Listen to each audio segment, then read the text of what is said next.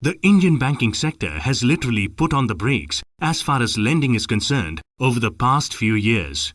Deteriorating asset quality has prevented banks from taking more exposure to the corporate segment amid a sluggish economy. Though the public sector banks or PSB took a big hit on their books and froze incremental lending, their private sector peers also turned ultra-cautious. Despite this, some private sector banks were hit by bad loans. Sensing the opportunity, many non-banking financial companies or NBFCs started capitalizing on the situation. Given their size and the high cost of funds, they were restricted from lending to bigger projects. Some of these NBFCs went overboard and landed in the same muddy water as the banks. However, others played the game cautiously and were nimble enough to change track and align with the changing market realities.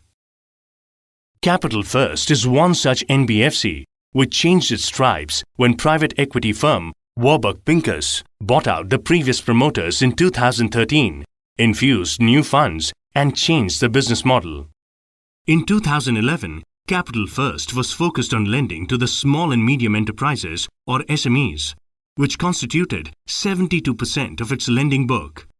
But since 2013, the retail segment has become the focus area and now constitutes 89% of its loan book.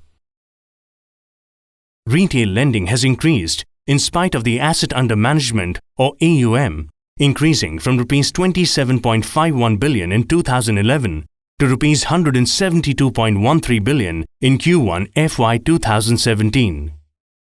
Capital First now serves Pan-India through 222 locations and has 2.8 million customers. True measure of its success can be gauged from the fact that over the past 6 years, lenders to the company have increased from 5 to 203.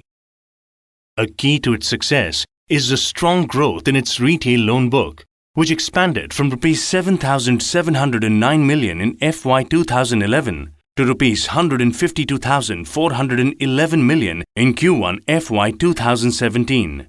This growth was possible on account of the company's clear focus on consumer finance.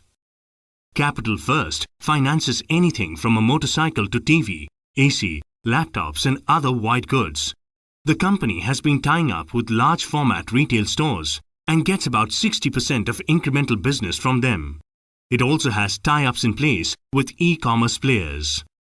Capital First's growth has come without compromising on its financials. Net interest margin or NIM has steadily increased from 5% in FY 2014 to 7.4% in FY 2016, which is expected to rise to 7.9% by FY 2018. Change in lending book has resulted in return on equity or ROE increasing from 4.9% in FY 2014 to an estimated 16.6% in FY 2018.